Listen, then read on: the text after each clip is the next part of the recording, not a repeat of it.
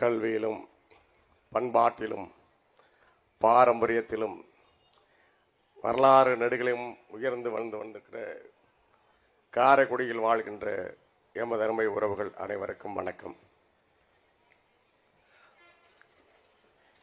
காரைக்குடியிலே வசிக்கின்ற உங்களுக்கு நீரின் அருமை தெரியும். ஏனென்றால்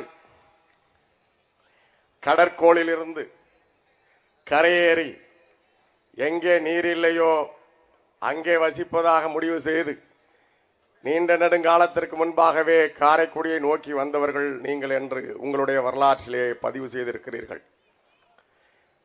ஆனாலும் இப்போது காரைக்குடியிலே அதற்காகவே உங்களை நீரற்ற ஒரு பகுதியாகவே இவர்கள் நீண்ட காலமாக வைத்திருக்கிறார்கள். நாம் இயற்கை பேரிடரின் பேரழிவை சந்தித்த ஒரு இனமாக 11,000 ஆண்டுகளுக்கு முன்பாகவே கடற்கோளிலே பூம்புகார் மூழ்கிய பிறகு அங்கிருந்து புலம்பெயர்ந்து வந்தோம். கடற்கோள் என்பது இயற்கை பேரழிவு. ஆனால் அந்த இயற்கை பேரழிவு எதனால் ஏற்படுகிறது என்கிற ஒரு இயற்கை அறிவும் உங்களுக்கு ஏற்கனவே மரபிலே இருக்கிறது. நீர் ஒவ்வாமை என்று நாம் நினைத்து மேடான பகுதிக்கு வாழ வந்தோம். மேட்டிலே வாழ்கின்ற நம்மளை நாம் தேர்ந்தெடுத்த ஆட்சியாளர்கள் பள்ளத்திலேயே நீண்ட காலமாக வாழ வைத்துக் கொண்டிருக்கிறார்கள். என் அன்பு உறவுகளே, இந்த இயற்கையை காப்பது அது ஒன்றுதான். மனித குலத்தையும் சேர்த்து உலகிலே வாழ்கின்ற உயிரினங்கள் அனைத்தையும் காப்பாற்றக்கூடிய ஒரே வழி என்கின்ற அறிவியல் அறிவு எம் மக்களுக்கு உண்டு. அறிவியலும் சேர்ந்து உயிரியலும் சேர்ந்ததுதான் அரசியல் என்கிற ஒரு உண்மையை இந்த மண்ணிலே அரசியல் களத்திலே பேசுகின்ற ஒரே கட்சி நாம் தமிழர் கட்சி, அண்ணன் செந்தமிழன் சீமான் அவர்கள். என் அன்பு மக்களே, நீங்கள் இதுவரை இந்த நிலத்திலே கேட்டது பேசியது எதுவுமே அரசியல் அல்ல என்பது உங்களுக்கும் தெரியும். ஏனென்றால் இவர்கள் இங்கே உங்களிடம் எப்போதும் அரசியலை எடுத்து வைக்கவே இல்லை. இப்போது உங்கள் பிள்ளைகள் அண்ணன் செந்தமிழன் சீமான் அவர்கள் தலைமையிலான நாம் தமிழர் கட்சி எடுத்து வைத்து பேசுவது எதை இந்த மண்ணிலே சாதிக்க வேண்டும் என்று கருதி களத்திலே நிற்கிறதோ அதுதான் அரசியல். என் அன்பு மக்களே, ஆக இதுவரை நீங்கள் அரசியல் என்று நம்பி தேர்தலிலே வாக்களிப்பதுதான் நமது அரசியல் கடமை என்று நம்பி நீங்கள் மாபெரும் தவறை செய்து வந்து இருக்கிறீர்கள். நாம் எத்தகைய மரபை சேர்ந்தவர்கள்?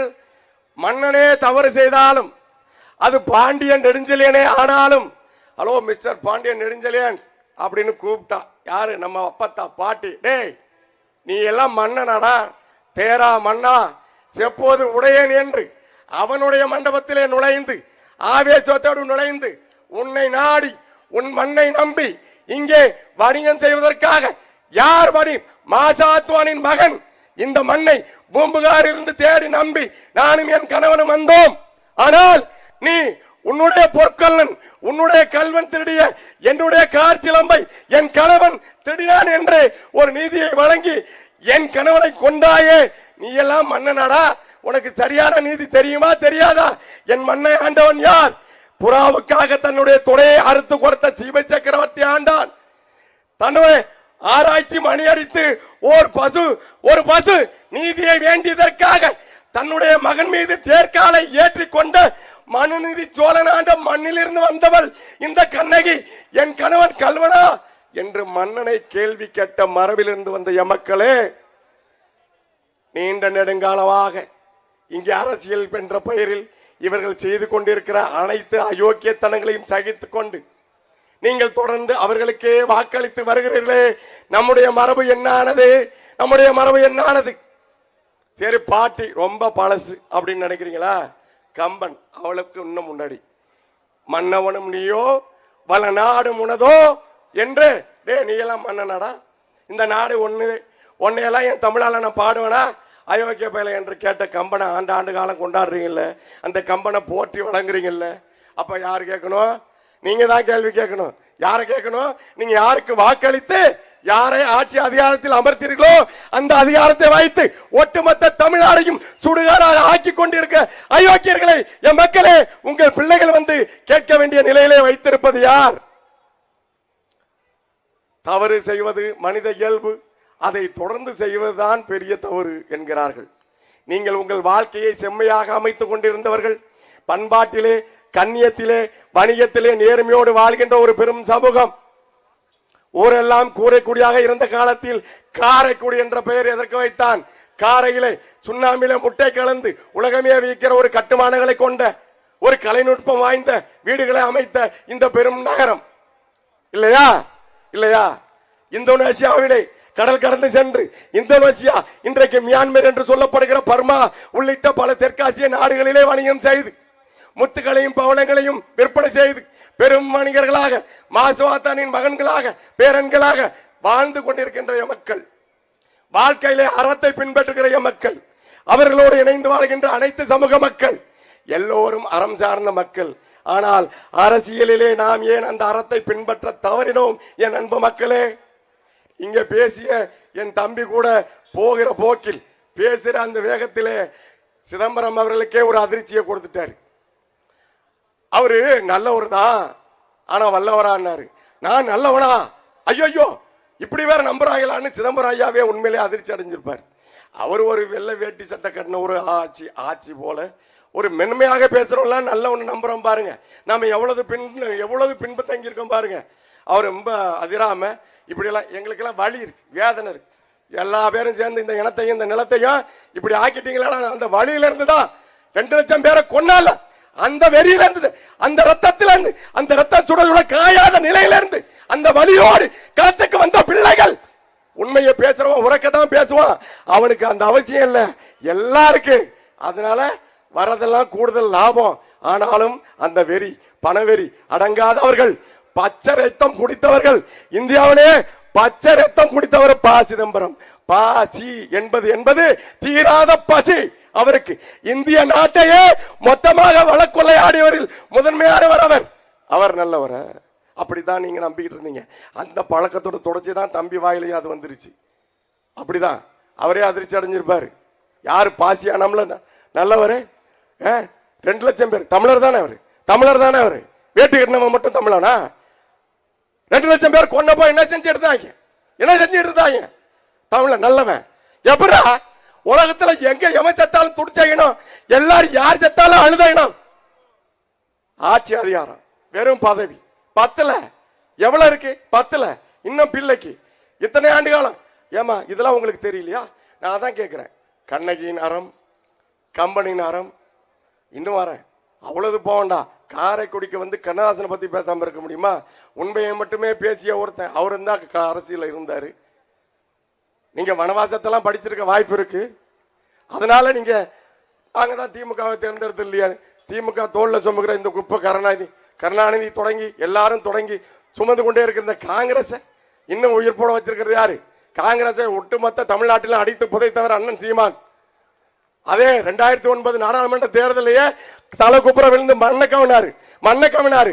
அவர்களுக்கு இயல்பிலே இருந்த அந்த சூழ்ச்சியின் அடிப்படையில் தான் அப்புறம் என்ன நடந்துச்சு அதெல்லாம் உங்களுக்கு தெரியும். திரைமறைவுல நடந்தது. அண்ணன் சீமானால் வீழ்த்தப்பட்டவர் தான் ப. சிதம்பரம். 2009 அப்ப கட்சியெல்லாம் தொடங்கல. எதுக்கு என் இனம் கொண்ட, என் இனத்தை கொண்டவனை இங்க இந்த மண்ணிலிருந்து அரசியல் அதிகாரத்திலிருந்து அப்புறப்படுத்தும். அவ்வளவுதான். அப்ப கட்சி இல்ல, இனா மொழி. அதுக்காக தான் அன்றைக்கு தொடங்கி இன்றைய வரைக்கும் களத்தில் நிக்கிறது. அதுக்காக தான் நாங்க பதவிக்கு வரணும், நாங்க எம்எல்ஏ ஆகணும், எம்பி ஆகணும், முதலமைச்சர் ஆகணும். இவனுங்க பண்ணி வச்சிருக்க அட்டூழியத்தை அயோக்கியத்தனத்தையும் குழியா தோண்டி வச்சிருக்கான தமிழ்நாட்டில் மொத்தத்தையும் மூடுறதுக்கே 10 ஆண்டு ஆகும். ஒரு முறை நீங்க ஆட்சி கொடுத்தா பத்தாது. 5 ஆண்டு மட்டும் இல்ல, அடுத்த 5 ஆண்டு சீமான் தான் இதை சமன்படுத்த முடியும். ஒரே ஒரு முறை கொடுங்க. அந்த 5 ஆண்டுல தெரியும் எவ்வளவு இழப்புகளை நம்ம சந்திச்சிருக்கோம். நமக்கு எல்லாம் இருக்கு. நம்ம பெரிய 10 கட்டு வீடை கட்டி வச்சிருக்கோம். அதையும் வாடகைக்கு விட்டு போயிட்டோம். ஒரு பேர் அதில் வாழ்றது இல்லை. சொந்தக்காரன் முன்னாடியும் பின்னாடியும் குடி வச்சுட்டு போயிட்டோம். அதனால நமக்கு எதுவும் தெரியலையா? அவ்வளவு பச்சை ரத்தம். வடகிழக்கு மாநிலங்கள், சத்தீஸ்கர் உள்ளிட்ட மாநிலங்களிலே, ஜார்க்கண்டிலே மனிதர்கள் தானே அவர்களும், உரிமைகளுக்காக போராடியவர் தானே அவரும். அவர்களை வனவேட்டை என்ற பெயரிலே அவர்களை வேட்டையாடியது யார்? இந்த நல்லவர் தான். சரி, இப்போ ஈரான்ல போர் நடக்குது. உங்க வீட்டுக்கு சிலிண்டர் வரல, அதுக்கு பிள்ளையார் சொல்லி போட்டது. முதல்ல பிள்ளையார் பட்டி இருக்கு, அதனால பிள்ளையார் சொல்லினே சொல்லலாம். முதல் விதை என்பதை விட முதல் விதை போட்டது யாரு? பிள்ளையார் சொல்லி போட்டது யாரு? இந்த உலகமயமாக்கல், தாராளமயமாக்கல். அதுதான் இன்னைக்கு சோத்துக்கு சிங்கி அடிக்கிறோம். எங்கேயோ சண்டை நடந்தா உங்க வீட்டில் சோறு வைக்க முடியல, உழ வைக்க முடியல. ஐயா தான் கதவை திறந்து விட்டாரு. உலகமயமாக்கல், தாராளமயமாக்கல். அவர் பயங்கரமான நிதி பெரும்பான், நிதி படித்த நிதி மேதை ஐயா மன்மோகன் சிங் அவர்கள். எல்லா விவசாயத்தை நம்பிட்டு எல்லாரும் வெளியே போங்க அப்படின்னு சொன்னார் பிரதமர் இருக்கும்போது. இந்த நாட்டிலே 42 விற்காடு குழந்தைகளுக்கு சரியான ஊட்டச்சத்து கிடைக்கவில்லை. அது ஒரு தேசிய அவமானம் என்று எப்போதுமே பேசாத மன்மோகன் சிங் ஒரு முறை பேசினார். ஏடா நீங்க ஆண்டதாடா இந்த நாட்டின் தேசிய அவமானம். அந்த அவமானம் தானே தொடர்ச்சியா இன்னைக்கு பாஜக என்ற கொலை கொடூரர்களாம் சேர்ந்து ஆட்சி செய்துட்டு இருக்கா. காங்கிரஸ் நல்லவனா இருந்தா, சிதம்பரம் ஐயா நல்லவரா இருந்தா, காங்கிரஸில் இருந்தவர்கள் காந்தியின் காங்கிரஸை சேர்ந்தவர்களா இருந்தா, இந்த நாட்டை உண்மையாகவே தலை நிமிர்த்துவதாக இருந்திருந்தா, பிஜேபி என்ற படுபயங்கரமான ஒரு கொள்ளை கூட்டம் எதுக்கு வருது? இவனும் திருட, இவனை நம்பி இவனை பார்த்து நீங்க மறுபடியும் மாத்தி ஒருத்தனை கூட்டு வந்தீங்களா? அது இவனோட பெரிய திருட. இவன் கொலைகாரன், அவன் கொடூரமான கொலைகாரன். இதுக்கு பேர் அரசியலா? என் அன்பு மக்களே, இதுதான் அரசியலா? அரசியல் என்றால் என்ன? சின்னமா? உதயசூரியன், இரட்டை இலை, தாமரை, கை, இதுதான் அரசியலா?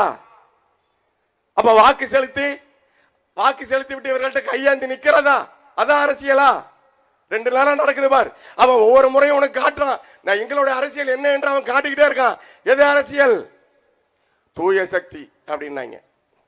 யாரு? செங்கோட்டையன், பிரபாகர், போறவன் வரவன், அங்க பிச்சை எடுத்துவன், அங்க இருந்து திருடி தின்னவன், நக்கி தின்னவன், எல்லா பையிலையும் கூட்டு கட்சியில சேர்த்துக்கிட்டு தூய சக்தினாங்க. இப்போ 109 பேருக்கு எல்லா கட்சியிலையும் இருந்து வந்த நாய் கழிச்சடைகள் சீட்டு கொடுத்துருக்காங்க தூய சக்தி. திமுக பாருங்க, அதிமுக இருந்து வந்த 19 பேருக்கு எம்எல்ஏ. இவர்கள் அவர்களுக்கு மாற்று, அவர்கள் இவர்களுக்கு மாற்று. அப்ப அவங்க என்ன தெளிவா சொல்றாங்க? நாங்க இப்படித்தான், எப்போதுமே இப்படித்தான். அவரு சிவகார்த்திகேயன் சூரியன் சொன்ன மாதிரி இனிமே இப்படித்தான். அவன் எப்பவுமே அப்படித்தான். அவன் தெளிவா உங்கள்கிட்ட சொல்லிதான் வாக்கு வாங்குறான். அப்புறம் எப்படி செலுத்தி கொண்டே இருக்கிறீங்க? அதெல்லாம் போகட்டும். அப்ப இதுவரைக்கும் அரசியல் இப்படி இருந்தது. அதற்கு பேர் அவர்கள் செய்தார்கள் இல்ல அரசியல். அது அரசியல் அல்ல, இழி செயல். அதை அரசியல் என்று சொல்லி வந்தார்கள். இப்போது உங்கள் பிள்ளை, உங்கள் மகன், உங்களுக்காக, உங்களை மட்டுமே நம்பி காரைக்குடியில போடுகின்ற செந்தமிழ் சீமானவர்கள் சொல்கிறார் இல்லையா, அதுதான் அரசியல். எது? மக்கள் மீது அதிகாரத்தை செலுத்துவது அல்ல அரசியல். மக்களுக்காக சேவை செய்வதே, தூய தொண்டாற்றுவதே அரசியல். அதை பின்பற்றி தான் நாங்கள் களத்தில் நிற்கிறோம். நீங்கள் பண்பட்டவர்கள், பகுத்தறிவு உள்ள மக்கள், உங்களுக்கு தெரியும் யார் சிறந்தவர்கள், யார் நல்லவர்கள் என்று. சத்தியத்தை பேசுவது யார்? வழக்கம் போல சத்தமாக பேசி வாக்கு கேட்டு மறுபடியும் சுரண்டுவதற்கு தயாராவது யார் என்பதை நீங்கள் அறிந்து கொண்டே தவறு செய்து வருகிறீர்கள். இந்த முறை இதுவரைக்கும் உங்களுக்கு 2 வாய்ப்பு இருந்தது. ஒன்னு, உங்க வீட்டுக்கு நுழைவாயில் வழியாகவே வந்து திடுறவன், ஒருத்தன் மேல இருந்து குதிச்சு திடுறவன். இப்ப அந்த வாய்ப்பு இல்ல. அதுக்கு பதிலா உங்களுடைய சத்தியத்தின் பிள்ளைகளாக உங்கள் பிள்ளைகள் அண்ணன் செந்தமிழன் சீமான் அவர்கள் உங்களுக்காக களத்திலே நிற்கிறார். இந்த வாய்ப்பை தவறவிட்டால் என் அன்பு மக்களே, பூம்புகாரிலிருந்து காரைக்குடிக்கு வந்தோம். காரைக்குடி கூரைக்குடியாக உலகமே இருந்த போது காரைக்குடி ஆக்கிடுவோம். ஆனால் காரைக்குடியிலிருந்து நாம் எங்கே போவோம்? எல்லா ஊர்லயும் இருக்கு, வேந்தன்பட்டி, எல்லா குன்றக்குடி, எல்லா ஊர்லயும் கோயில் இருக்கு, பக்கத்துல குளம் இருக்கும், சிவப்பு கலர்ல தண்ணி இருக்கும். ஒரு காலமும் நல்ல தண்ணி பார்த்ததில்லை, நானும் பார்த்ததில்லை, நீங்களும் பார்த்திருக்க வாய்ப்பு இல்லை இல்லையா? உங்கள் குன்றக்குடி அடிகளார் தான் ஐயா தான் சொன்னார். உங்கள் குன்றக்குடி அடிகளார் தான் சொன்னார். அடங்கானலாய் வாரான், அதகளும் பண்ண போறான். ராவண பேரன் வாரான், விவசாயி வெல்ல போறான். அடங்கானலாய் வாரான், அதகளும் பண்ண போறான்.